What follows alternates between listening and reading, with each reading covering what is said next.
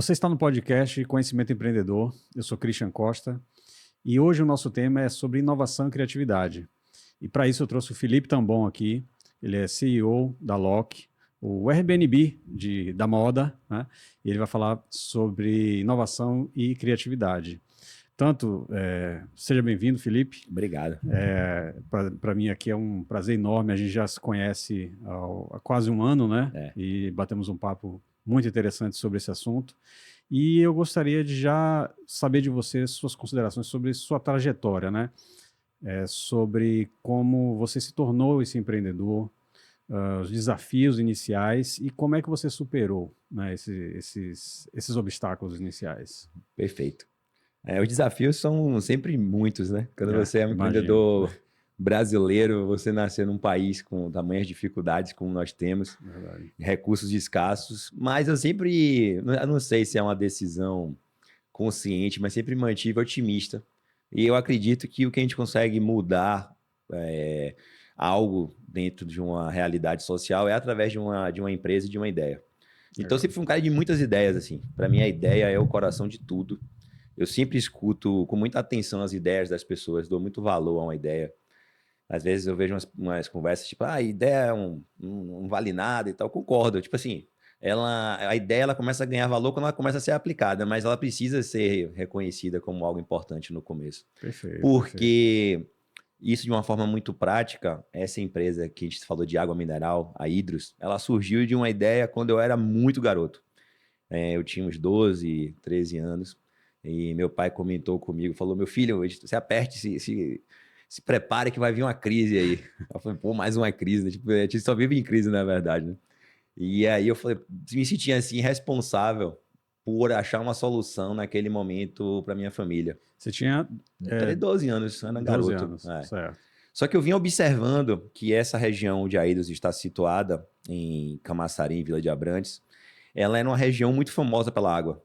Então, as pessoas da comunidade, eu jogava futebol e o pessoal falava, tem uma água maravilhosa aqui e tal. Aí eu comecei a chegar em casa e falei, meu pai, pode beber água da torneira aí, porque essa água da gente é boa. E ele, rapaz, que negócio. Eu falei, o pessoal da comunidade lá de Terra Maior tá falando que a água...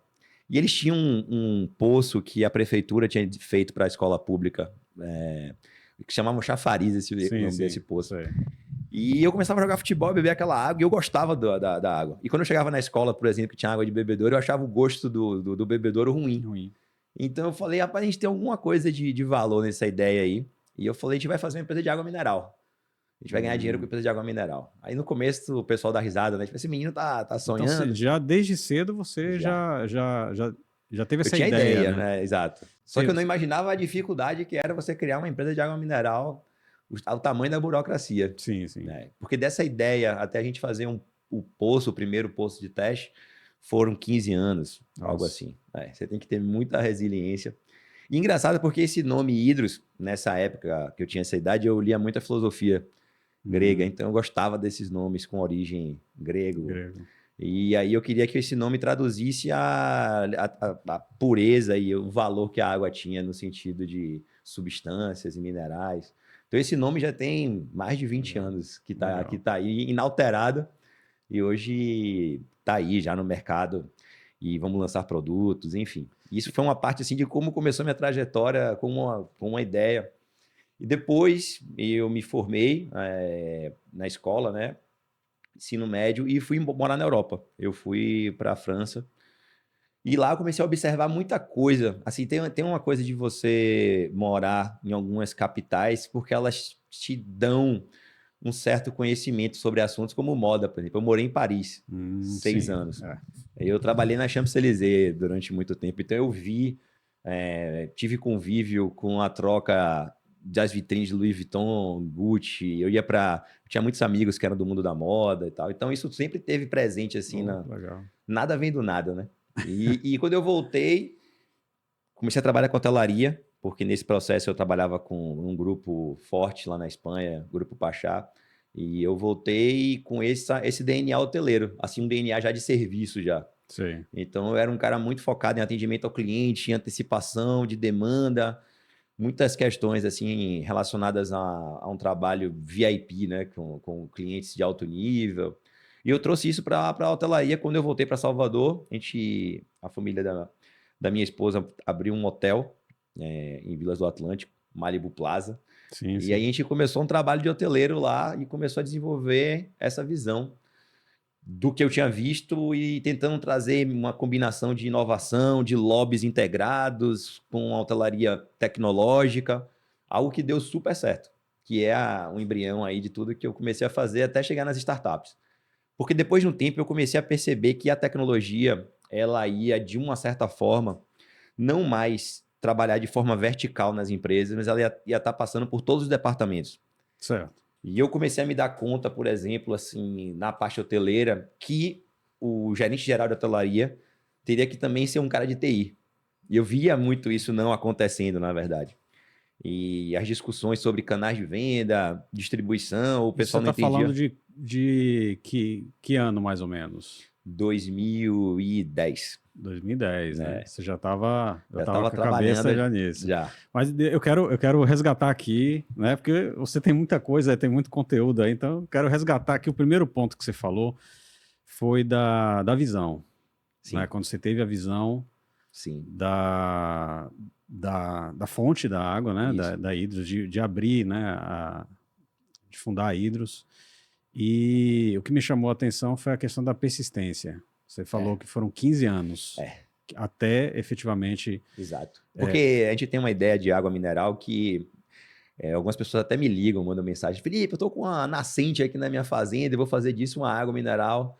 Aí às vezes eu mando o código de mineração para poder a pessoa entender o tamanho do que ela tá falando. Sim, sim. Outro dia até o cara falou: Felipe, você tem alguém para me acompanhar no DNPM, na NM? Eu falei: rapaz, você vai ter que ir tantas vezes. Vá logo sozinho a primeira vez, porque eu fui com meu pai dezenas de vezes. E meu Foi pai mesmo. foi centenas de vezes, Nossa. E realmente é uma construção de uma vida.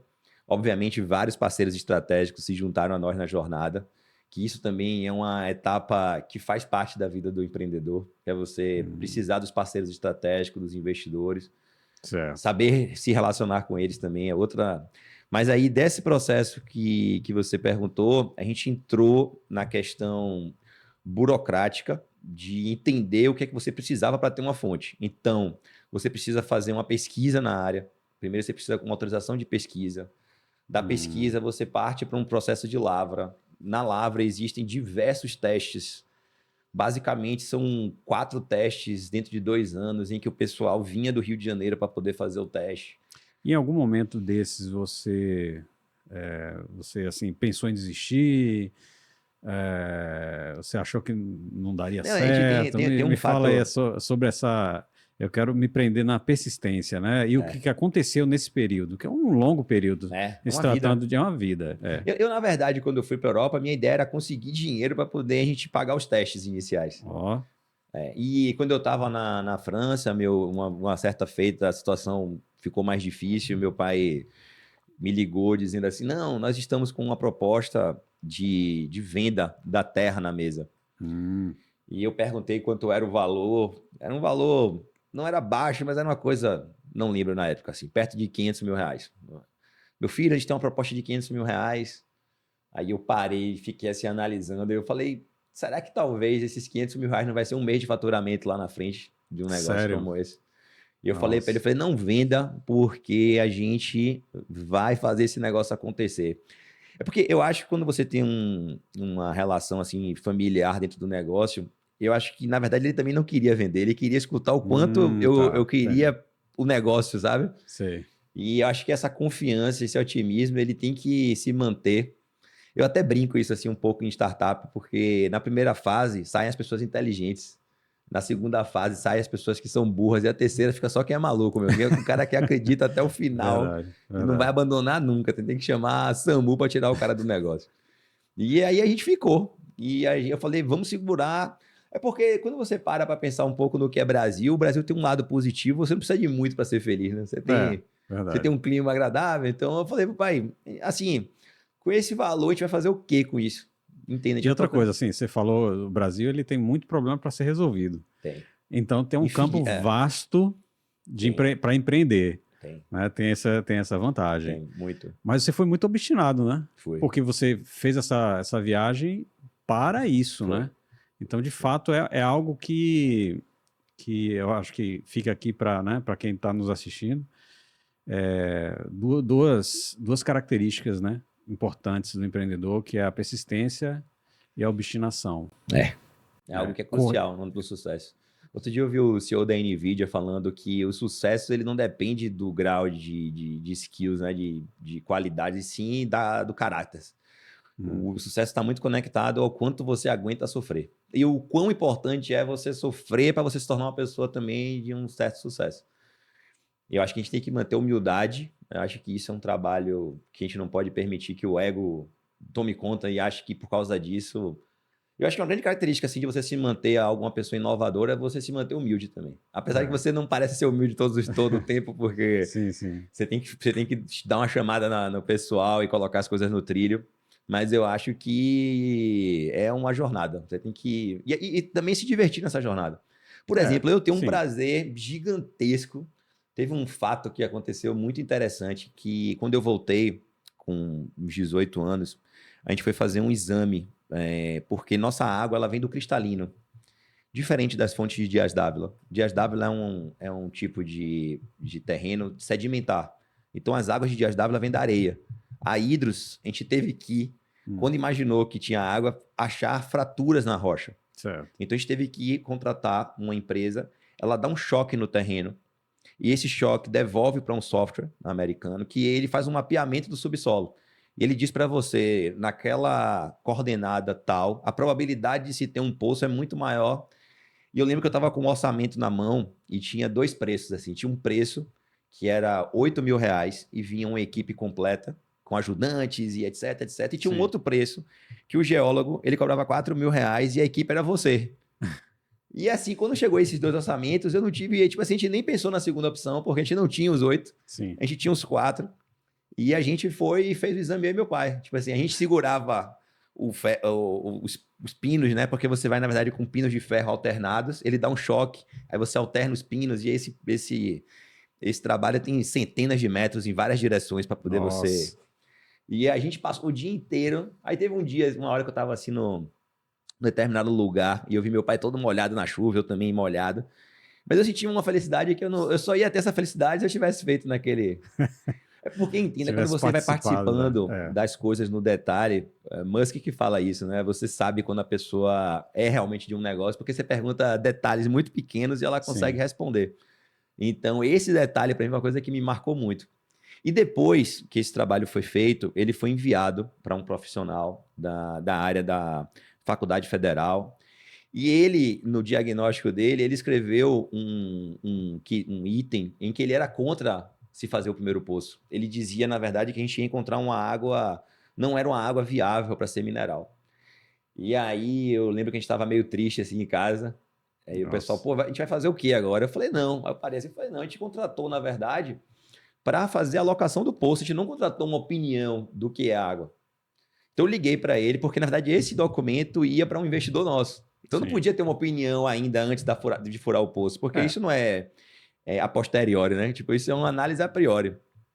Então eu falei, liguei e falei, ó, a contratação que a gente fez foi para uma alocação de poço. Sua opinião, eu concordo. Você, na verdade, pode até estar mais certo do que não está certo, mas não, você não pode escrever isso no seu relatório. Aí ele, Felipe, você é um menino muito ousado, eu vou tirar aqui o que eu escrevi, mas não me peça mais nada não, por favor, eu não quero mais trabalhar com você. Eu falei, você pode não trabalhar com a gente, mas isso aí você não vai... Mas E é no final ele verdade. estava errado. Ah, O 1% venceu o 99%. nossa. Assim, eu tô ouvindo aqui sua história e me deixa bem, bem feliz porque é muito do que nós empreendedores passamos, né? Né? Aqui teve a sua persistência, obstinação, foco, superação.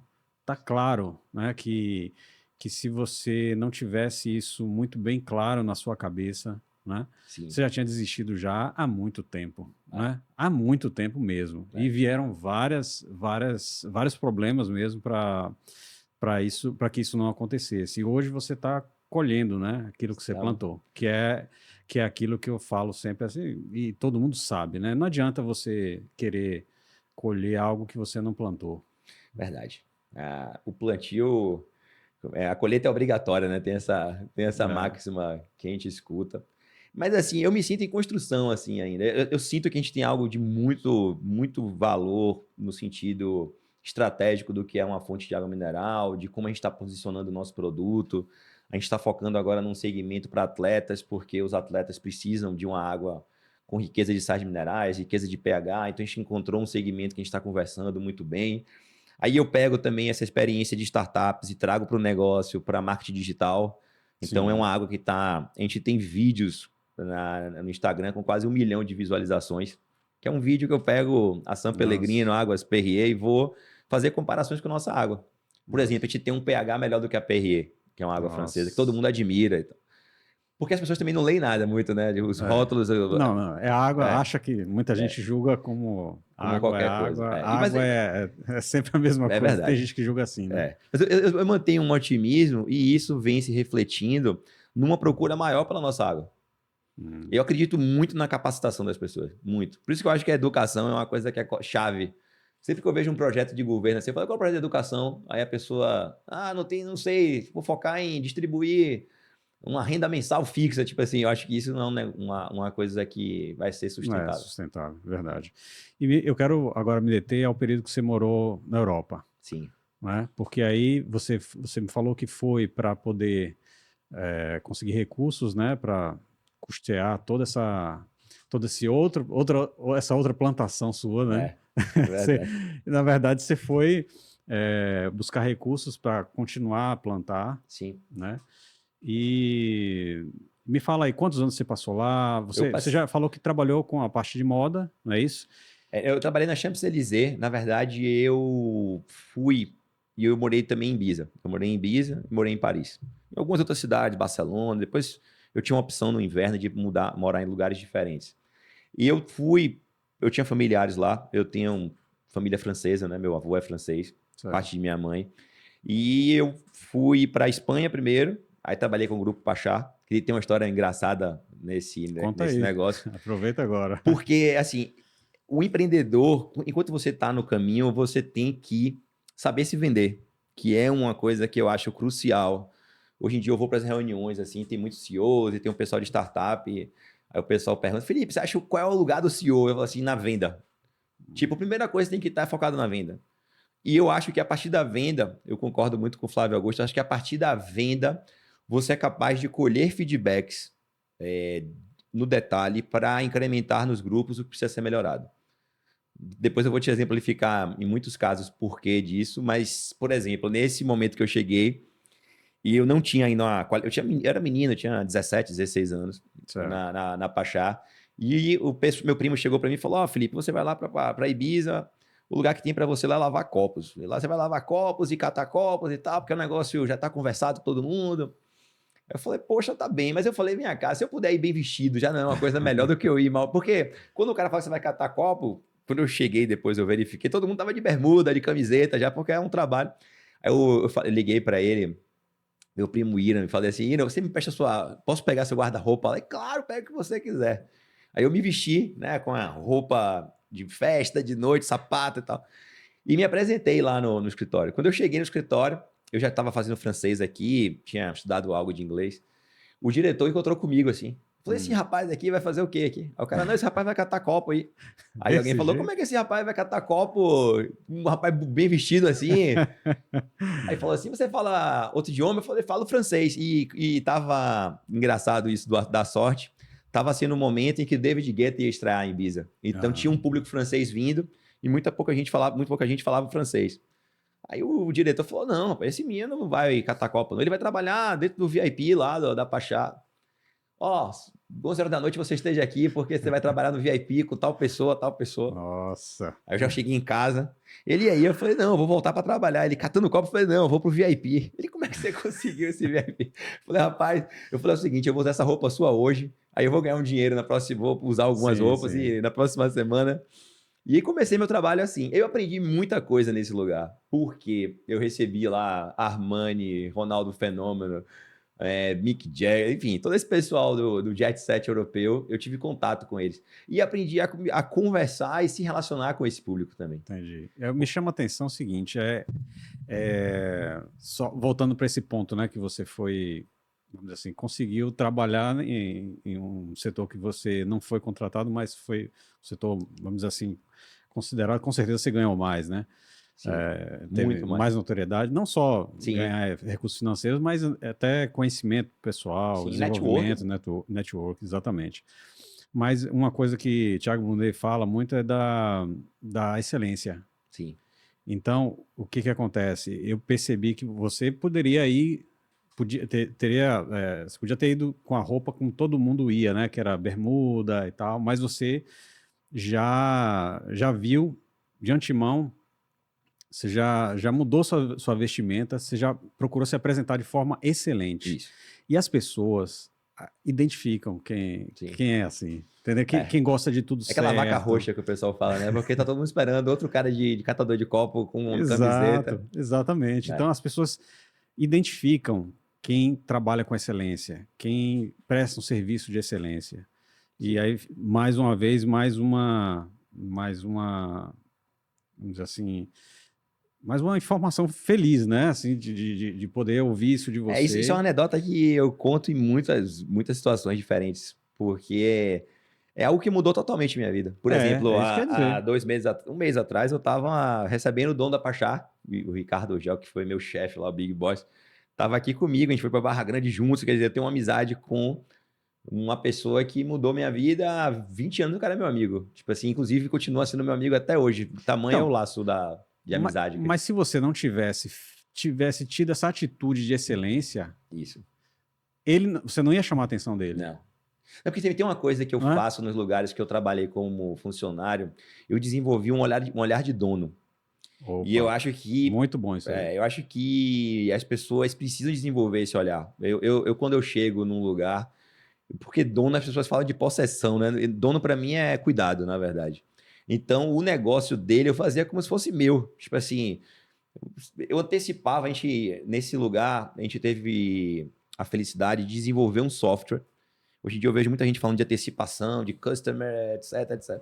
E a gente tinha na Pachá um tablet, imagine isso anos antes do iPad, um tablet Nossa, da Samsung, na verdade, que era sim. um notebook com a canetinha. A gente desenvolveu um software em que a gente lançava os pedidos, tudo que era lançado na cozinha, eu recebia aquilo e compilava numa planilha. Ele dava por uma média de consumo do Sim. cliente e dava mais ou menos o consumo dos itens mais pedidos por ele.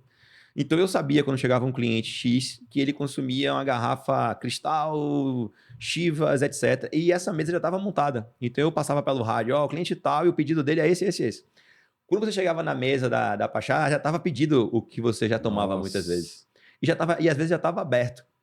E às vezes, muito raramente, o cliente falava, não, hoje eu não quero pedir isso. O pessoal dizia, não tem problema nenhum. Sim. Então, assim, o que eu aprendi muito com esse grupo com a Pachá, foi você focar na qualidade.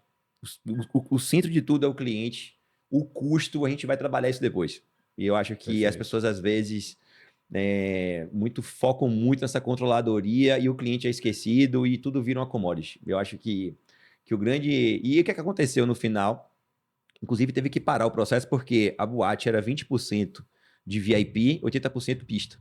Quando eu estava saindo de lá, depois de 5 anos, 6 anos, já era 50-50. Porque o Hum, crescimento de faturamento daquele VIP ficou um negócio absurdo. nossa. E isso aumentou a receita absurdamente. E tinha uma coisa engraçada, né, na Pachá, porque eu ia no almoxarifado e não tinha controle de almoxarifado. Não. E eu perguntava por que não tem controle de almoxarifado. O pessoal, Felipe, a gente paga 8 euros na garrafa de Ballantardes e vende a 300. Vamos focar na venda. Eu ficava pensando assim. Aí depois um grupo, né, comprou. Primeira Sim. coisa que eles fizeram foi colocar um código de barra no almoxarifado, travou tudo e o cliente ficou esquecido. Primeira coisa que aconteceu, queda de venda, queda de faturamento. Hum. Porque o cliente no final é a ponta. E isso eu acho que é uma Interessante. coisa crucial de mentalidade. Nossa, essa informação, duas coisas assim me chamaram a atenção agora que você falou.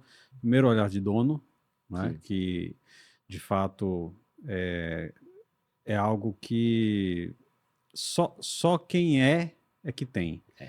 Não adianta a gente não se ensina. Eu acredito que não se ensina assim, olha, você precisa ter um olhar de dono. Não. A pessoa já vem com ela esse olhar, esse cuidado, né?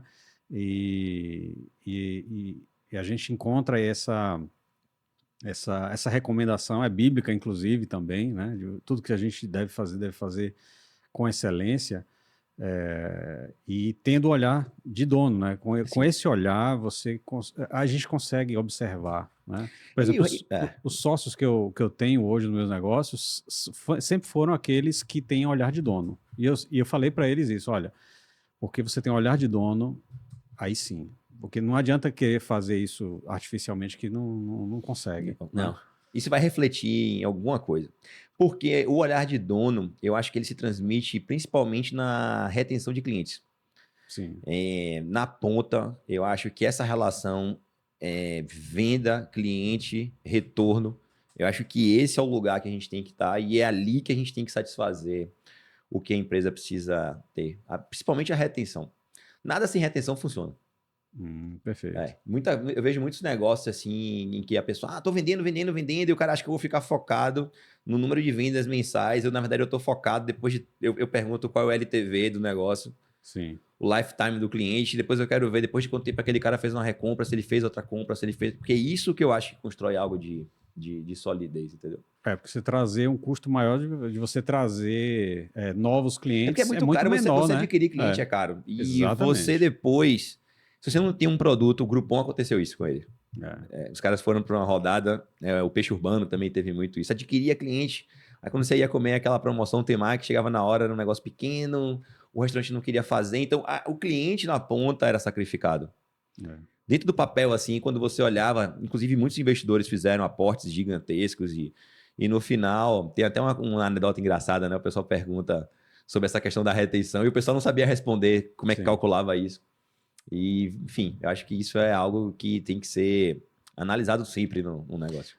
Isso que você falou da questão do foco no cliente, né, que você mencionou, né, que eles antes não tinham, né, um controle de estoque e depois que começaram a fazer esse controle de estoque, acabou que o cliente ficou meio que esquecido, né, a prioridade. Por exemplo, isso fica para mim claro, que a gente deve, de fato, focar no cliente e na experiência dele. Sim. Hoje fala muito de experiência do cliente e eu convido a todo empreendedor que está nos assistindo aí a buscar dentro do seu negócio algo que você possa fazer isso. Sim. Por exemplo, dentro do meu negócio de loja de instrumentos musicais, não é comum a loja você chegar e pedir para testar um instrumento. Eu fui lá outro dia e fiquei tocando e eu achei interessante porque o vendedor era multi-instrumentista, né? Sim, Só a Bahia consegue produzir um vendedor multi-instrumentista que estudou na UFBA. Os caras são fera. E eu comecei a tocar uma bossa nova e ele entrou na bateria. Eu me senti que eu estava num concerto dentro da loja. Já estava se apresentando ali. Achei genial. Então, é isso. É essa experiência que a gente busca. E você não vê isso em lojas de instrumentos musicais. A gente coloca o cliente de fato. E aí entra aquilo muito bem que você falou. Por conta disso, eu tenho alguns instrumentos, um ou outro, que acontece danificar. Porque esse manuseio, sim, né? Só que aí o que eu falo para o pessoal? O pessoal fala, rapaz, a gente aconteceu isso aqui com esse violão e tal, arranhou e tal. Eu falei, vamos melhorar então o nosso processo, mas eu não abro mão do cliente poder chegar aqui e experimentar o instrumento, se tornar único para a gente, né? Essa experiência eu não abro mão. Porque o cara às vezes está conseguindo, se eu errar o nome dos instrumentos, perdoe, não é minha área de atuação. Você está num violão Eagle, ou não sei, um de Jorge inicial, e você chega lá, tem aquele Yamaha amplificado, Perfeito. Então você consegue tocar em algo que talvez você não tenha um poder financeiro de adquirir naquele momento. Isso. Mas a jornada de você adquirir ele já começou. Exato. Então toda vez que eu for me lembrar de adquirir esse instrumento, a sua marca vai estar presente na minha... Eu acho que isso é o coração do negócio, entendeu? Acho que isso como você falou, a jornada. E aí eu sempre falo também, olha, não comprou agora, ele compra depois. Ele já é um cliente. Ele compra. Você vê que isso é uma coisa que eu gravei tanto que eu tô lhe falando aqui agora. Não lhe falei antes, tô lhe falando. Que legal, que legal. Fico muito feliz que isso esteja acontecendo, de fato, como eu... É um fato, não é uma propaganda. Não é algo que você está falando, né? Porque está aqui, falando, porque você experimentou de fato. E é esse nosso objetivo. Né? Sim, mas retomando aqui, você teve, então, nessa sua jornada, né? Que é a jornada de empreendedor, né? Começou com 12 anos e com muita persistência manteve a ideia e o trabalho e plantou muito. Eu diria que, como eu disse, eu digo também muitas vezes para o meu pessoal que é o seguinte, a gente está cavando aqui na pedra. É isso aí. A gente está cavando na pedra. Então é difícil, é complicado, vai doer a mão, Sim, né? Por vezes você vai pensar que não vai sair nada dali, que você sim. não vai achar, né? Mas a gente está cavando na pedra, mas uma hora vai chegar. Vai. É o que eu sempre tenho dito. E aqui, para mim, ficou muito bem claro na sua história isso, né? E aí, no meio do caminho, houveram problemas, né? Que certamente, se você não tivesse focado e obstinado, você teria desistido. Sim. Ao mesmo tempo, então aí você viajou, teve essa experiência, Sim. o que abriu a Eu tive uma sua decisão muito mente, né? difícil que eu tive que fazer, porque eu pensei muitas vezes em não voltar mais, né? Porque eu estava numa Tá. posição muito confortável na Europa. E o que te fez voltar? Rapaz, porque quando você tem uma missão, assim, eu nem tinha racionalizado isso, na verdade, eu nem pensei dessa forma. Hoje em dia eu vejo que foi meio que uma iluminação, assim, porque eu acho que a gente tem um compromisso familiar. Então, assim, esse compromisso de voltar na minha família e viabilizar isso é algo que está acima do conforto de eu estar lá na Europa, entendeu? Bem. E, depois, eu sou muito feliz de ter feito isso, porque foi certíssima essa decisão que eu tomei. Porque eu voltei para concretizar algo que eu tinha partido para. Eu vejo aí um comprometimento muito forte. É. Muito forte Eu tinha mesmo, uma situação lá acima em de qualquer Ibiza, coisa, né? uma situação confortável. Eu tinha lá, o pessoal Sim, brincava sim. comigo quando eu era garoto. Falei, você é o diretor, o futuro diretor disso aqui. E eu via a porta dessa direção Sim, aberta lá, sim. porque cada ano que passava eu subia, eu crescia, eu participava de reuniões estratégicas e eu comecei a representar a Pachá, né, também. Eu vim para o Brasil para poder abrir a Pachá Búzios, trabalhei em projetos com eles. A gente foi para Pachá Madrid, para Pachá Barcelona, eu comecei a rodar. E aí eu comecei também a perceber coisas que não estavam funcionando bem do DNA. Eu percebi que o DNA da gente não estava indo junto com a marca. E eu comecei a Tá. comunicar isso para dentro também. Falei, ó, abrimos lá, colocamos as cerejas lá, é muito bom, mas o pessoal de Barcelona, por exemplo, tá longe do que a gente faz aqui. A cultura. Ah, A questão da cultura da aí empresa. você começa a se tornar um cara que nem sempre é muito bem-vindo em toda reunião. Sim, sim, sim. Porque aquele mesmo diretor que te colocou, o cara acha que você tá. É. Mas eu também, eu não sei se é um defeito meu, eu não consigo muito ir contra uma coisa que eu não acredito. Por exemplo, se eu ver um defeito desse, aí você fala, isso aí você vai ficar contra uma situação lá de uma certa, um status quo que tem lá estabelecido e vai ser ruim para mim, eu não me importo muito. Eu vou lá e falo e custe o que custar. Se tiver que sair, eu saio. Que é a sua verdade, né? É a verdade, É né? porque, na verdade, você falou da jornada, assim, eu cometi alguns erros no caminho, a gente sempre, não acerta sempre. Mas uma coisa que eu fico tranquila, porque uma coisa que nunca me faltou é motivação. Essa paixão de fazer, sabe? Eu acho que isso é Entendi. algo muito, muito verdadeiro. E é isso que faz você ser uma pessoa bem-sucedida mentalmente, né? Porque às vezes você coloca outros valores na frente, enfim. Mas eu acho que a gente tem que se manter fiel ao que a gente acredita. Acho que isso Perfeito. é importante. Porque senão você desvia, né? Você é como se E nem fosse o sempre é foco, bom, né? né? Porque às vezes você fala uma coisa e eu tive experiências depois que eu voltei na parte de hotelaria. Eu fui trabalhar numa rede também hoteleira aqui, porque eu queria pegar uma expertise do que é uma rede hoteleira. E eu percebi que o negócio do pessoal era encarecer a construção dos hotéis. E eu era contra isso, porque eu sou contra você pegar o dinheiro do investidor e ser irresponsável com o dinheiro do investidor.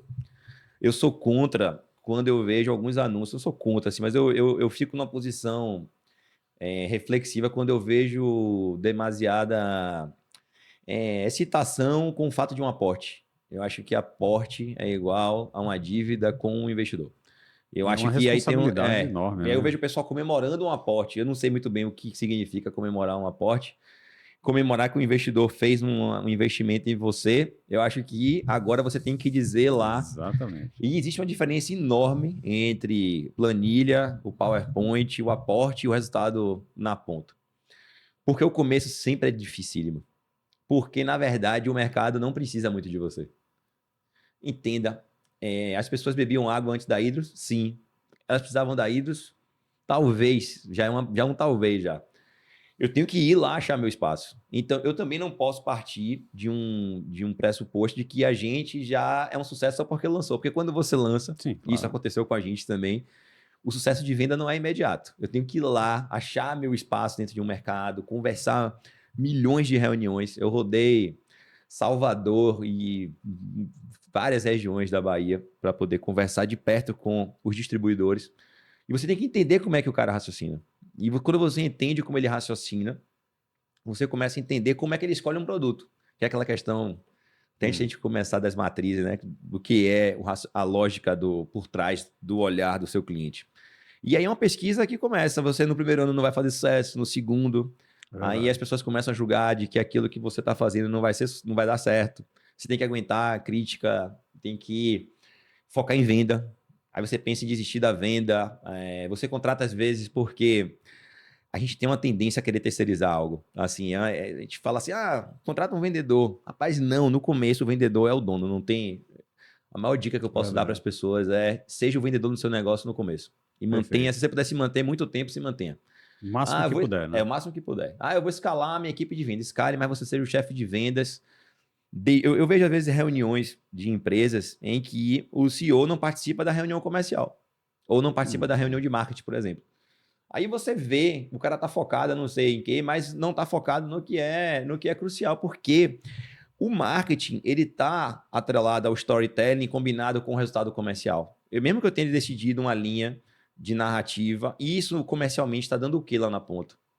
Eu não posso ficar só lá no DRE, Claro. dia 10, olhando e falando, isso aqui tá ruim, vou tirar tal pessoa, você vai trocar, e nunca vai parar esse processo. Isso, assim, é óbvio, mas é algo que eu vejo com...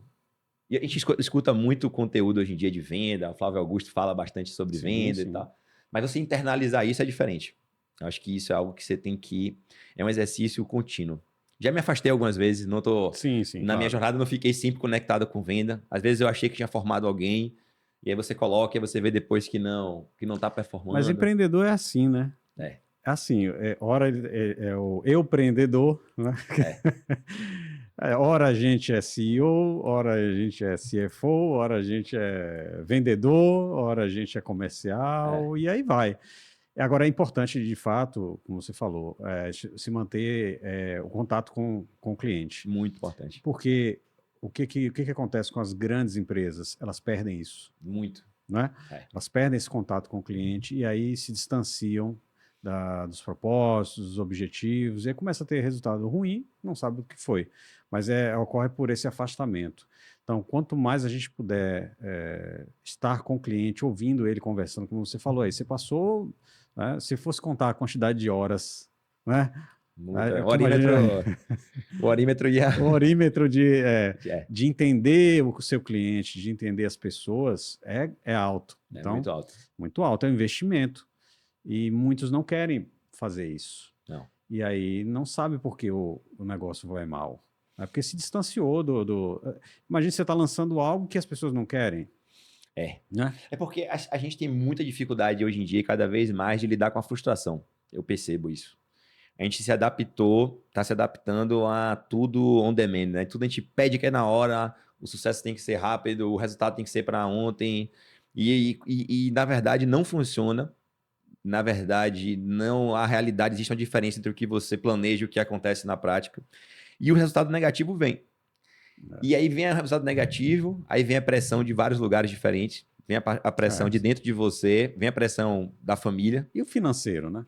Financeiro também, muito. Os boletos vão chegando e vão acumulando o boleto, ele chega, ele é muito objetivo, mas tem uma pressão que ela ocorre mental, emocional. Hoje em dia, eu tenho feito um esforço, você até colocou um copo de água aqui, que eu acho que é fundamental isso. Quando a gente está tendo alguma discussão assim, o pessoal, Felipe, o que é que eu faço? Eu falo, beba água. Aí o cara fala, o cara mandou beber água. Tipo assim, eu falo beba água porque entende. A primeira coisa que eu poderia falar é respire. A segunda é beba água. A terceira, medite, caminhe. Tipo assim, você tem que começar a preparar o corpo para poder você... E eu, hoje em dia, eu tenho muito essa preocupação, primeiro, como eu voltar para poder me preparar para essa pressão. Não adianta você se esconder muito em alguns outros... Fugir, porque o problema vai até você. Ou às vezes o problema está em você. Também tem isso. Eu diria que a maioria das vezes é isso. Eu tive uma situação particular com a pandemia, assim, a relação minha com a pandemia não foi muito boa. Sim. Eu tive um problema grande com a pandemia. Por um negócio nosso que estava em escala muito alta e ele afetou drasticamente um negócio que estava indo super bem. E isso me afetou de uma forma que eu não podia esperar. Eu não soube lidar com isso, porque a pandemia, quando ela veio, ela afetou várias frentes nossas, na verdade. Ela Certo. afetou o hotel, que eu estava ainda. Quando afetou o hotel, a gente transformou o hotel em hospital, que aí a população da região que a gente reside teve um gesto contra, não entenderam o que a gente estava fazendo, porque era para os profissionais de saúde. O Loki simplesmente parou. E quando parou, eu estava com franquias vendidas, no meio da escala do negócio, e eu não soube lidar muito bem com isso. E aí, realmente, a primeira vez que eu tive assim, um momento que eu falei, tomei um nocaute. E isso me afetou profundamente, eu demorei um tempo para me recuperar, mas eu também já estava diagnosticado, assim, eu estava me autoanalisando, mas também fui procurar ajuda, fui Perfeito, sim. voltar. Acho que você tem que reconhecer quando você não está bem, mas também você tem que reconhecer também qual é a sua essência também. Acho que isso é fundamental. Você saber do que você é feito e que dá para você dar a volta por cima. Aí eu fui. Lembrar, né? Lembrar de quem É, você é, de onde é, você veio, né? é. É Isso ajuda, porque né? chegou num ponto que, por exemplo, quando você entra num lockdown, o que é que você pode fazer contra isso? É muito brutal. Não, Eu tive não. várias pessoas em volta, e o que começou a me afetar também foram pessoas que eu gostava muito sendo afetadas de uma forma muito. Ah, isso foi, Foi dureza. foi duro para todo mundo, né? Foi. É. E eu, assim, eu brinco às vezes, até com meu pai, assim, eu falo, pai, eu só não consigo dar jeito pra morte. O que você botar aí, a gente vai resolver. De um É. jeito ou de outro. E esse negócio parecia muito com a grande morte do mundo, na verdade. A gente paralisou pra esperar essa nuvem passar. Mas eu saí mais forte também. Aí depois disso eu Sim. falei, rapaz, nunca mais eu vou entrar num labirinto desse, porque é isso aí. Tipo assim, esse fato de construir algo, às vezes, quando tá no impossível, a gente tinha vários concorrentes digitais na época. Todos eles morreram. Todos eles saíram do negócio. Porque a Nossa. gente, a gente surgiu junto com um movimento. Agora você está falando da Loki, né? Isso. Que é o Airbnb da moda, É, né? é. Antes da gente falar, né, da Loki, essa questão eu queria abordar essa questão que você falou do psicológico, né, do controle emocional, das emoções do empreendedor. Eu tô convencido cada dia mais, e eu acho que até vou escrever algo em relação a isso, que é o seguinte: eu acredito que as emoções elas são capazes de fazer um empreendedor tanto avançar quanto matar o empreendimento. Sim. O que eu quero dizer é o seguinte: você pode estudar, você pode fazer mentoria com os melhores, você pode fazer o que for, né? Em termos de conhecimento, você pode adquirir conhecimento, sabedoria, network, tudo. Sim. Se você não tem um controle emocional, se você não está bem com a família, se a sua espiritualidade não está boa, né? Se você não vai conseguir canalizar isso muito bem. Pode até por um tempo, superficialmente, mas quando vem, por exemplo, os desafios, porque o seu caso, um grande desafio que foi para todos foi a pandemia, mas na vida do empreendedor é É isso aí. diariamente, é matando um leão por dia. Agora pense o empreendedor que, por exemplo, tem tudo para dar certo, tá? A empresa está crescendo, está vendendo, tudo, mas a vida familiar não está legal, né? Tá tendo um processo de divórcio, está tendo um processo disso. Então, assim, muitas vezes uma empresa morre não pela empresa, mas é a cabeça da empresa. É isso aí. Acho que não sei se é Pablo Marçal que fala que empresa não quebra, quem quebra é você, É isso aí. não é? Ele tem razão, total razão. Então assim, acho que a gente tem que, e aí ficou, como você falou, você saiu mais forte. Mas eu tive que reestruturar tudo que eu achava, na verdade. E aí foi um processo demorado demais, porque o que foi que eu fiz? Eu falei no começo, né, que eu tinha estudado muita filosofia, o nome Hidros está aí, e eu lia muito, muito esses filósofos. Só que você tem uma coisa engraçada que eu acho hoje em dia. Você estuda grandes filósofos na data errada. Ah, Entenda, um jovem hoje em dia de 12, 13, 14 anos, ele está estudando Sócrates, Platão e depois vem Aristóteles. Ele tem 14 anos. Aí como é que um cara de 14 anos pode entender um livro A Política de Aristóteles se ele não tem uma família? certo. Então, entenda, cronologicamente, a filosofia ela vai sendo ensinada numa idade em que você não tem maturidade para poder entender ela. Perfeito. Porque ela segue, na verdade, um protocolo escolar raso. E, na verdade, o pessoal pergunta onde é que Platão nasceu, onde é que não sei quem aconteceu tal coisa, as anedotas todas que existem, como é que foi a academia, o liceu, etc., Alexandre o Grande. Mas, enfim, quando você precisa realmente se apoiar em algo, você tem que voltar para o eixo da nossa civilização. E foi um processo que eu comecei a voltar, e foi a melhor coisa que eu fiz, que eu comecei a reorganizar a matriz do meu pensamento, na verdade. Entendi. E aí eu comecei a descobrir que a família, ela é crucial, ela é algo que é fundamental na base da própria política, entenda? A base da gente, a gente só consegue ter uma cidade porque a gente consegue Porque ter uma tem família. família, exato. Porque, na verdade, as cidades foram feitas da reunião de famílias, na verdade. Sim. Atenas foi feita de uma reunião de família, isso há milhares de anos atrás. E esse conhecimento, ele é, por exemplo, esse livro que eu citei, A Política de Aristóteles, ele é a empresa da gente. Ele é exatamente a matriz da empresa. Porque, entenda, toda empresa, a matriz dela é uma liderança. É fundamental o papel da liderança. Eu tentei, em diversos momentos, me parecer moderno, ser moderno e criar uma grande democracia, assim, das pessoas poderem construir coisas sem ter, sem ter a responsabilidade final de tudo. Então, quando a pessoa não está participando da responsabilidade total, ela pode dar uma opinião superficial daquilo. Ela não sente o compromisso do que ela tem. Então, teoricamente, ela não está gabaritada para poder dar aquela opinião. E eu acho que isso acontece muito nas empresas. E na política de Aristóteles, ele organiza exatamente dessa forma. Ele tem lá um líder, um Alexandre lá. Depois ele tem os aristocratas, que são os melhores reunidos. E depois ele tem uma meritocracia estruturada embaixo. Só que isso parece simples, mas é algo assim muito... A matriz é simples, mas a aplicabilidade disso é bem complexa. E você precisa primeiro se preparar para se tornar um líder. Que é um processo que você começa e talvez não termine nunca. E às vezes você também começa a se tornar um grande líder, depois você se perde na vaidade, isso acontece muito também. Então, o que eu vejo é que muitos empreendedores, fazendo a conexão com o que você está falando, começam a empreender e esquecem os estudos, esquecem a leitura, não é? É verdade. E aí, acha que ficou lá no segundo grau, ficou na faculdade, se formou em administração. Eu conto com as pessoas assim, aí eu tô conversando, eu do nada pergunto, você olhou Aristóteles?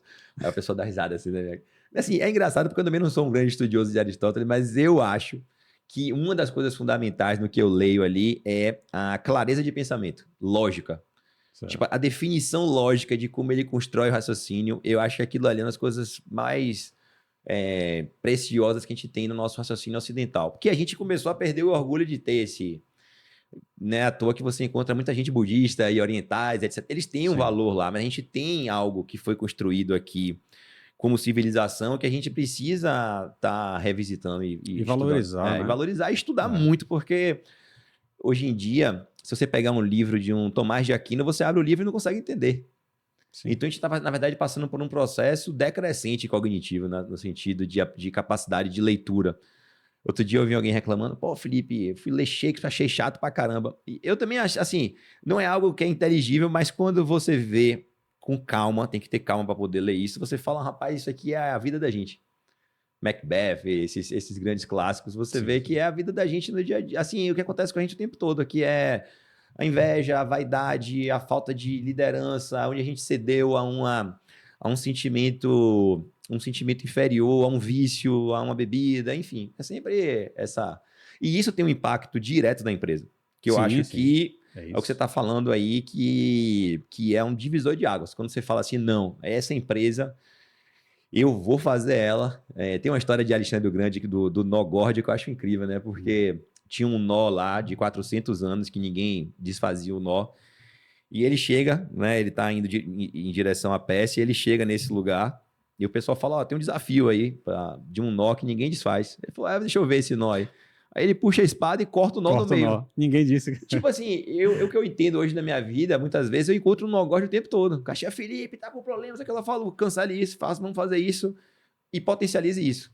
Tem uma coisa que eu faço nos negócios, muitas vezes, que eu trabalho com negócios de temporada, né? Tipo assim, o hotel quando chega na baixa, Sim. eu sou um dos poucos hoteleiros, quando o hotel chega na baixa, eu aumento minha verba de marketing.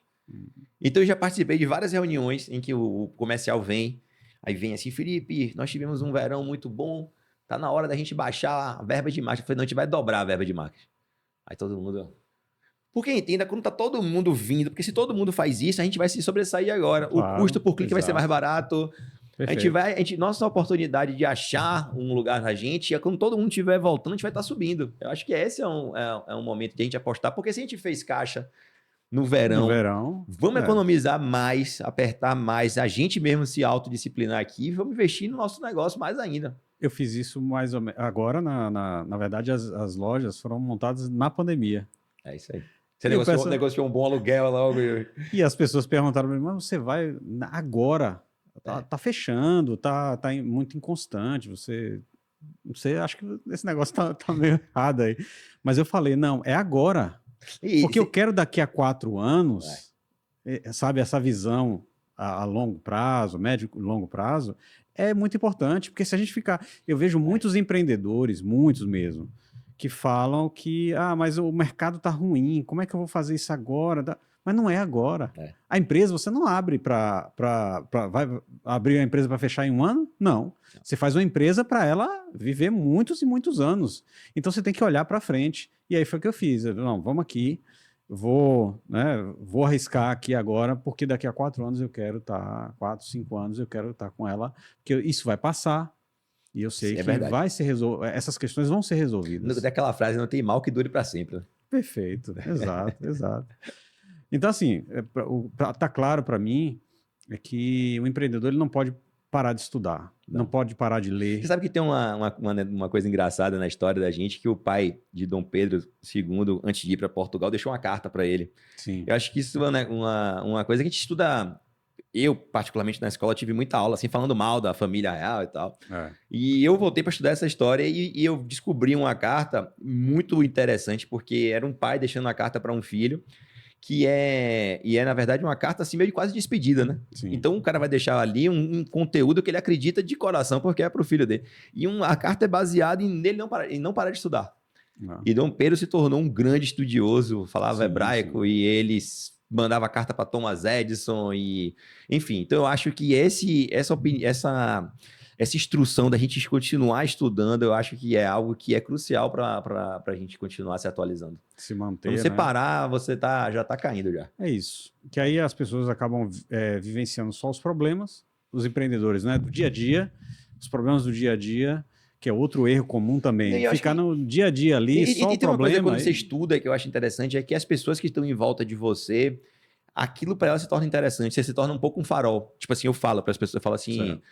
Gente, vamos ler agora tal coisa. Tô lendo agora Oceano Azul. Aí todo mundo, Oceano Azul. Aí eu pego e falo, essa matriz que a gente está usando aqui agora, em tal lugar, é do Oceano Azul.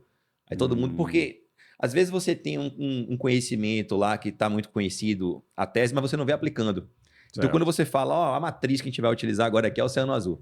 Aí você abre o site lá, Blue Ocean Strategy, tá lá a matriz com o gráfico, eu pego, a gente aplica no nosso negócio e é algo que pragmaticamente a pessoa tem que estar acompanhando. Isso aí a pessoa fala, rapaz, o cara não está só está estudando, mas também está aplicando no dia a dia do nosso negócio.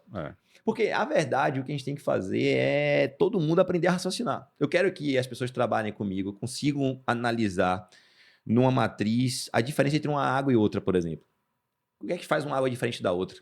Aí tem lá embalagem, pH, tal coisa, posicionamento. Então, assim, essas matrizes, como é que a gente está aqui de 1 a 5, 4, 3? Então, a gente consegue pegar qualquer concorrente nosso e fazer um mapeamento completo. Eu quero que as pessoas pensem dessa forma também. E não é algo difícil de você fazer. Assim. Não. E sobre a Loki, né? Como é que surgiu? Como é que... Eu já vi que tem um pouco da sua história, né? Que tudo, na verdade, é acumulativo. Você vai acumulando conhecimento, pessoas e tudo, e chega a um ponto que direciona para isso. Né? Como é que foi? Foi o seguinte, eu comecei a frequentar um ambiente de startup, de tecnologia. E eu não tinha nada a ver com esse negócio de tecnologia. Eu estava lá em hotelaria. Tinha sido convidado para participar de uma plataforma de medicina, de health. Certo. E quando eu comecei a trabalhar com isso, eu comecei a ver o desenvolvimento ágil, né? O Scrum. Eu comecei a trabalhar com aquelas matrizes de 1 a 5, o que é prioridade, o que é viável. Eu gostei muito dessa forma de raciocinar. Eu já fazia algumas coisas de forma assim intuitivas sobre isso, sobre MVP e tal. Eu fazia muito teste rápido, Sim, que eu sim. acho que é algo que é fundamental. E comecei a me relacionar. E tinha já essa startup começando nesse mesmo escritório que eu estava, de forma muito embrionária ainda. Só que quando eu olhei, o que é que eu percebi, na verdade? Eu me apaixonei pelo nome, né? Isso já estava com o nome pronto. Esse nome não foi eu que dei esse nome, na verdade.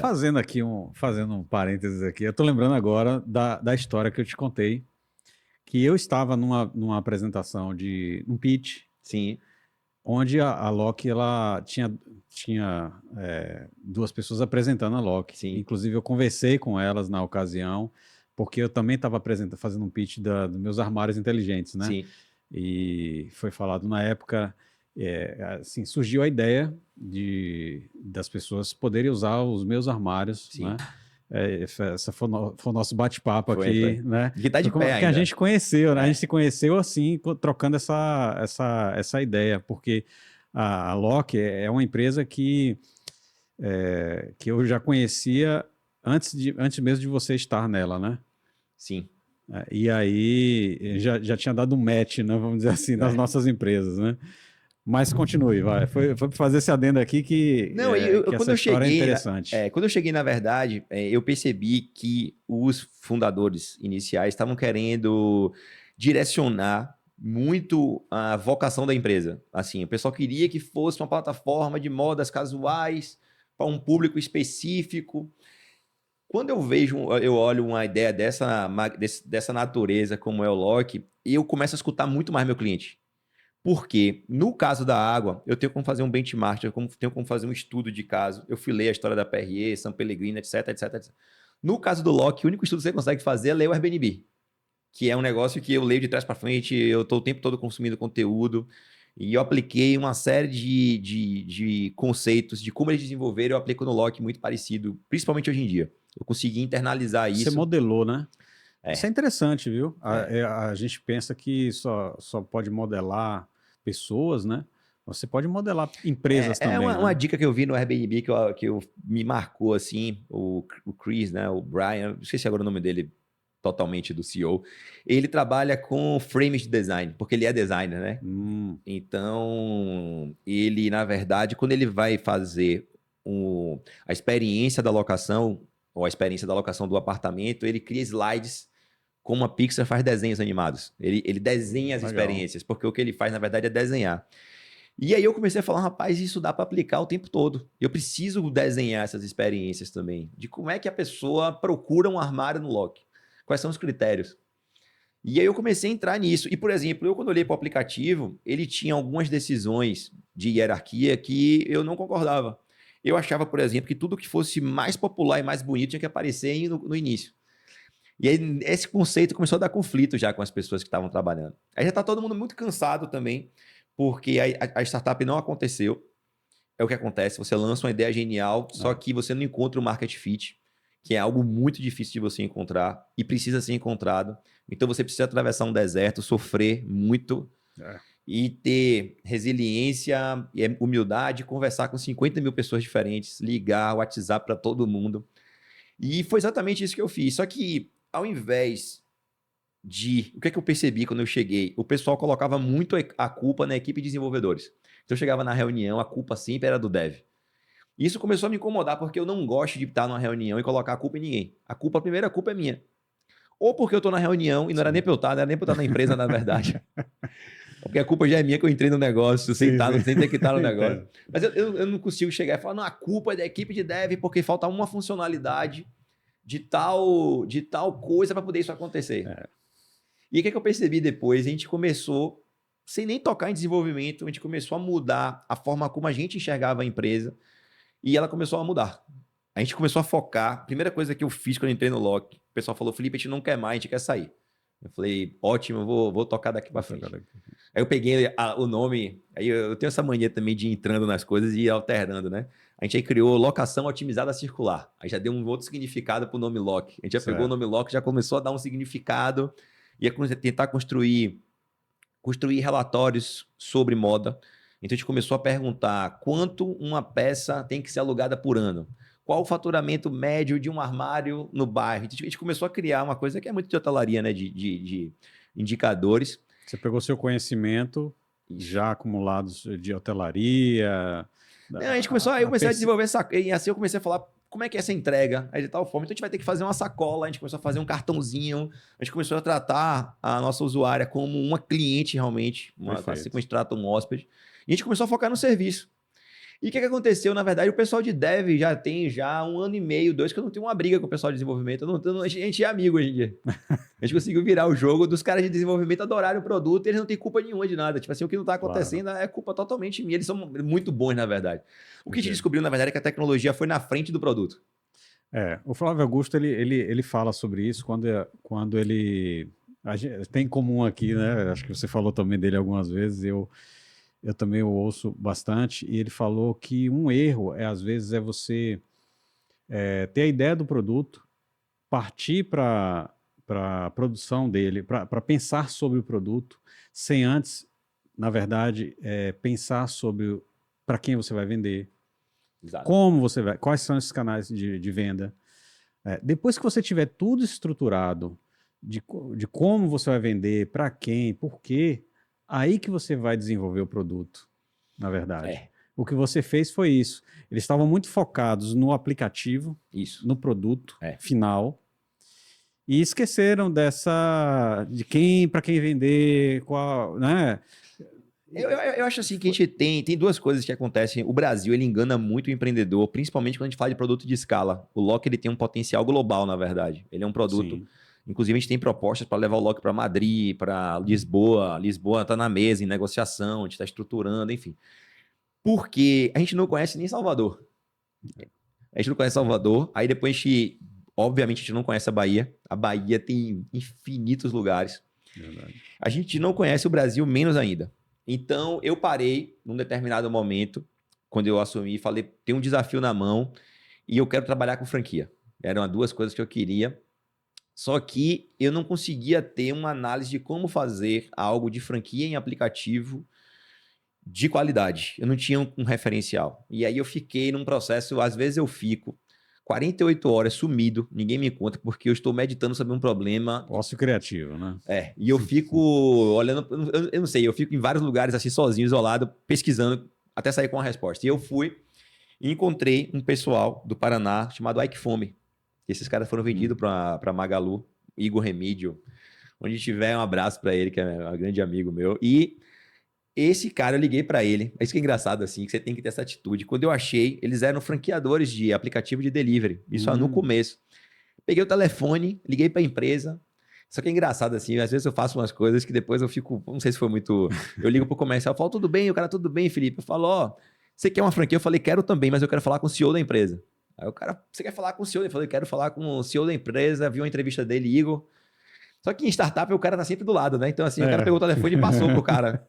O cara, diga, rapaz. Eu falei, Igor, difícil explicar tudo que eu quero conversar com você, porque eu tô procurando uma solução e eu preciso franquear meu negócio.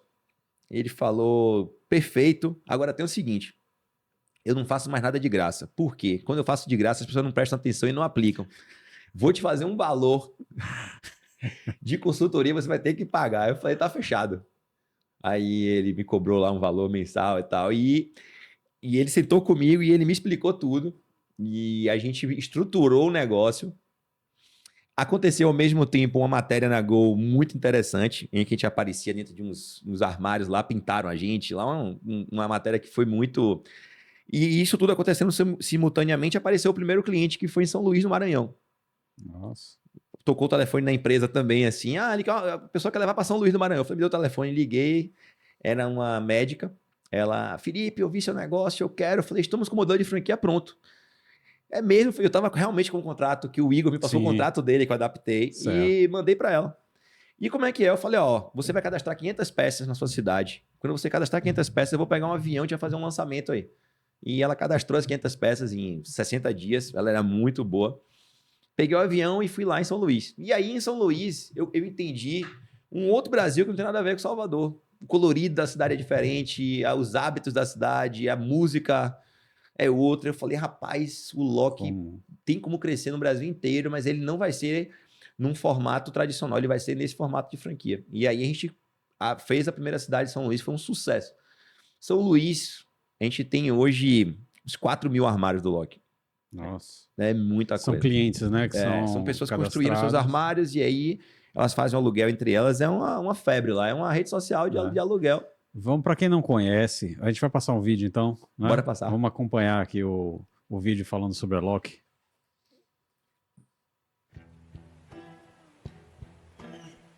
A moda move o mundo, mas também deixa suas marcas. A indústria da moda é a segunda mais poluente do planeta, descartando cerca de 4 milhões de toneladas de peças todos os anos. Em uma era dominada pelas redes sociais, o consumo acelerado tornou-se a norma e todos querem estar na moda. Mas a que custo? Aqui entra o Loki, uma revolução no mundo da moda. Nossa plataforma é mais do que um simples aplicativo. É um movimento que traz a moda de qualidade, variada e acessível para todos, sem a necessidade de consumir de forma insustentável. Sou de Top Lock, adoro o aplicativo, uso tanto para alugar quanto para também alugar para mim, para qualquer outro tipo de evento que eu queira. Eu, de fato, recomendo muito o aplicativo para várias amigas minhas.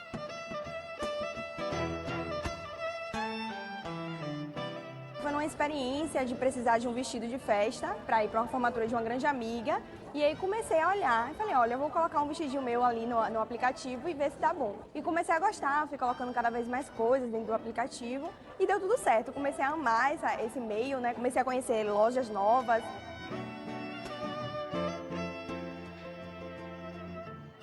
O que eu mais gosto, eu acho que é essa facilidade de você conseguir alugar uma roupa, né? Por exemplo, eu posso ter um evento hoje, surgiu agora, eu posso abrir o aplicativo e conseguir a peça disponível na mesma hora, entendeu? Façam Loki, você está perdendo dinheiro. A loja será um hub de moda compartilhada, conectando estilos, pessoas e sustentabilidade.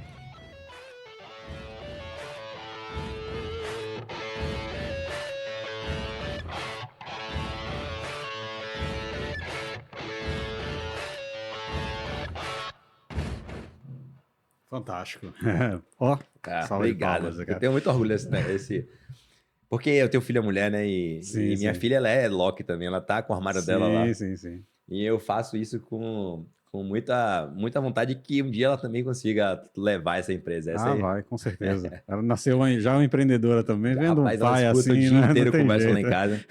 Às vezes ela fala assim, meu pai, esse que você tá fazendo é bom, mas não vai ser lucrativo, não. Eu falo, rapaz, como é que não? Quantos anos ela tem? 13. 13 anos. É. Marta. E me fala o seguinte, que momento foi que você percebeu que precisava franquear? Porque você já vinha no desenvolvimento, né? Já estava acontecendo. Sim. Eu quero chamar a atenção desse ponto, porque muitos empreendedores, eles fazem a coisa minimamente dar certo, né? E se acomodam ali, muitos, né? Muitos se acomodam. Não, tá bom aqui, vou esperar para pensar em inovar, né? Aqui, o nosso tema aqui, do nosso bate-papo, né? Quando foi que você percebeu que precisava explorar a franquia da Loki? Quando eu vi, primeira coisa, o tamanho do Brasil. Assim, eu falei, eu quero estar em cada cidade no Brasil, porque quando eu me conectei rapidamente com a iFome, eu percebi que ele fez uma estratégia de usar a cidade de interior e que o iFood não conseguia fazer. Tinha algo que o iFood tinha deixado em aberto. Ao mesmo tempo, tinha algo que o iFood fez, 99 fez, que eu sabia que não ia funcionar durante algum tempo mais para frente, que era investimento maciço, prejuízo, essa conta não ia fechar e que os fundos iam secar, não ia ter mais investimento em startup. Certo. E ao mesmo tempo, eu não estava disposto a perder o controle da empresa. somado assim como eu opero, porque quando entra um fundo, Investidor, inclusive muitas iniciativas de moda circular que foram vendidas a grandes empresas simplesmente desapareceram. Porque é da natureza de um negócio grande matar a inovação às vezes. Não é de forma assim intencional, voluntária. talvez. É porque a cultura do lugar não vai permitir que você mantenha decisões e experiências rápidas. Eles prometem que vai, mas quando chega na hora, a reunião não tá, porque quando você está hiperfocado, nem é sempre o conselho está hiperfocado. E o board começa a ter um poder muito grande, e aí ele começa a dizer uma opinião de algo que ele viu, que ele não pesquisou direito, mas ele tem poder isso. de volta. É aquele negócio que eu falei, assim, ele se afasta, a empresa grande, ela É. acaba se afastando do cliente, e aí as pessoas querem tomar a decisão de sentado numa cadeira pelo que acha, né? E não pelo que tá ali. Porque a opinião do cliente também muda. Hoje, quando você fundou, era uma coisa. Hoje é outra. Hoje é outra. Mas... Hoje a gente tem um projeto que está em andamento chamado Lock Academy. A gente criou uma escola, realmente está virando uma escola de construção de armários bem-sucedidos. Aí tá, da Fundo Oceano Azul, a gente criou uma matriz, porque tem um processo de liderança que é você construir manuais simples para todo mundo saber o que você está fazendo. Isso é uma dificuldade que eu sabia que era grande, mas não sabia que era tão grande também. Porque eu comecei a vender franquia. Mas o que começou a acontecer também? As franquias começaram a não performar. Aí eu tinha que responder, quando você está vendendo, você também tem que responder pelo pós-venda. Por que não está performando? Então, a gente precisa construir um manual único para a empresa inteira estar na mesma página. Isso foi um conselho que eu continuei fazendo várias mentorias e participando de muita coisa. E o último conselho que eu tive, o pessoal até de uma startup do Nordeste, de Mossoró, B-Delivery, chegou para mim e falou, Felipe, chegou na hora de você fazer seu manual. Aí, quando eu pensei assim, em fazer meu manual, eu pensei, poxa, tem que fazer um manual de 100 páginas. Aí eu comecei, né? ChatGPT 4, eu vou começar a escrever por ali para poder... Eu até fiquei brincando, faça um manual. Aí ele fez um negócio lá que não tinha nada a ver com o que eu queria fazer. Sei. Porque, na verdade, o manual tem que nascer tem que nascer na gente, na liderança, perfeito, entendeu? Só que eu tenho que fazer um manual de uma página. O manual do Lock hoje, ele é uma página. Se você perguntar, o que a gente faz no Lock? Nós construímos armários de qualidade. Então, todo o nosso critério parte da qualidade da construção do armário. E nós temos 5 pontos nesses critérios. Nós temos, o primeiro ponto é o estilo, estética do armário. A gente depois entra detalhando o que é isso pra gente. O segundo ponto é a localização, porque o armário tem que estar localizado num lugar interessante para o nosso cliente. O terceiro ponto é a precificação. Então, a gente tem uma estratégia de precificação para armários que estão chegando, armários que estão maduros, alta temporada, baixa, igual um hotel. Quarta coisa, atendimento ao cliente. A gente tem um treinamento para poder você atender o cliente bem no Lock, que eu acho que isso é fundamental. E a quinta é a atualização constante do armário. Hoje, nós pegamos dados do nosso banco de dados e fornecemos as nossas top locks para elas fazerem investimento em roupa. Então, antigamente, as pessoas gastavam dinheiro com roupa. Hoje, com o Lock, elas investem dinheiro em roupa. Então, elas ligam para a gente. A gente tem um calendário de reuniões rápidas de 15 minutos, de diagnóstico dos armários. Com as clientes. Com as clientes, que são as top locks, né? E elas falam, Felipe, eu quero investir, porque também a gente tem uma pergunta, qual é o orçamento anual de uma mulher em roupas e acessórios? E a gente tem essa resposta lá, que a gente passa para ela, o que está performando agora é bota assim, desse negócio, casaco tal, bolsa essa. E elas pegam essa informação e vão fazer a compra dela. É como se fosse uma curva ABC no varejo, né? Você pega os produtos que mais vendem. Exatamente. Vocês colocam, no caso, os produtos que mais performam. A gente abre peças, isso, né? A gente pega o BI e abre isso para nossos top logs para oxigenar a plataforma. Então o Lock tem sempre muita novidade. Nós temos usuárias hoje com 1.000 aluguéis ano. Nossa. Eu acho, assim, tenho certeza, ela é mais lucrativa do que muitas lojas em Salvador. Porque a forma como a descentralização da operação acontece permite uma lucratividade muito grande. Sim. Aí a pergunta era como fazer isso no nível Brasil, através das franqueadas. Então, a gente começou a abrir as franquias Natal. Loja física, né? Não. A gente começou o aplicativo mesmo? O aplicativo, franqueado ao aplicativo. Tá. Ela, na verdade, gerencia a cidade dentro de um dashboard, em que ela é dona da cidade. Porque na nossa franquia, nós construímos 3 fases. A gente tem a fase da inteligência, a primeira reunião que a gente faz é sobre inteligência. O que é inteligência pra gente? Quais são os principais pontos da cidade? Quem são as pessoas formadoras de opinião? A gente tinha uma ideia inicial lá atrás, contratar uma blogueira e fazer ela fazer um armário. Não funciona assim. A gente tem várias blogueiras dentro, são nossas parceiras e tal, mas não funciona somente contratando qualquer pessoa e construindo um armário. Várias ações que precisam ser feitas. A gente tem que arrumar a matriz para poder aquilo performar. Então a gente tem a fase 1 de inteligência, a fase 2 que a gente chama de tração, a gente prepara os armários de qualidade e o lançamento, e a fase 3 de crescimento, growth, que é o crescimento do faturamento. E aí, para você chegar nessa maturação, é algo que você precisa de... Você vê que eu te expliquei assim de uma forma simples, mas é algo que é um trabalho muito focado, muito objetivo. O bom de ser simples é que você pergunta lá no Loki hoje para uma pessoa, qual é o item 3, precificação? Qual é o item 4, atendimento? E esses itens, na verdade, eles têm uma hierarquia, e por hierarquia, a gente não quer dizer de superioridade, eles são imediatamente necessários ao que vem depois. O estilo, ele é necessário para localização, porque localização é necessário para o que vai ser preço. Você não tem atendimento ao cliente se você não tem os 3 atrás, e você não consegue atualizar se você não ganha dinheiro. Então, isso tudo tem um porquê na estruturação dessa metodologia. Joia. Bom, a gente já está chegando aqui ao final do nosso primeiro episódio, né? Então, parabéns, muito obrigado. Eu acho que vão acontecer outros e você vai fazer parte também desse empreendimento, ou seja, que é educar as pessoas também, ajudar, né? Sim. Os empreendedores, que é o meu objetivo aqui também, trazer pessoas que tenham um altíssimo conhecimento e que performam de fato, né, dentro do empreendedorismo. Quais conselhos você poderia dar para esses empreendedores que vão estar em vários momentos da vida, né? Sim. Vários momentos. Então, você teria como um conselho bem abrangente, porque vai ter empreendedor que está no início, outros que estão no final, outros que estão passando por dificuldade, outros que estão com obstáculos. O que é que você pode dizer? Basicamente, eu tenho 3 conselhos. Se mantenha motivado. E isso inclui você se preparar para estar motivado. 2, não pare de estudar. Estude, escute, tenha humildade, pergunte, se mexa. E o 3º é exatamente não terceirizar coisas importantes. Porque você não vai poder culpar ninguém depois se alguma coisa não sair como você quis. Você tinha tudo. Muitas vezes a pessoa coloca a culpa hoje em dia em investimento. Eu não acho que dinheiro é o maior problema da gente. Perfeito, concordo. É isso aí. Pronto, meu amigo. Bom, gente, esse é o primeiro episódio. Mais uma vez, agradecendo a Felipe Tanton aqui pela... Pô, Cristian, foi muito, muito legal. Seu estúdio está muito... O melhor que eu já vi. Assim. Obrigado, cara. É aquela questão da excelência, né? A gente tem que fazer algo, temos que fazer com excelência.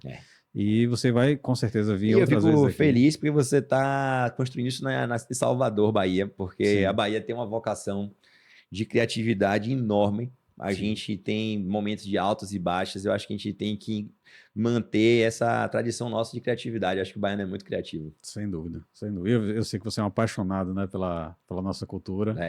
É um empreendedor assim que faz questão mesmo de estar aqui, né? Faço. Mais uma vez, muito obrigado e até o próximo. Foi bem, valeu. Obrigado.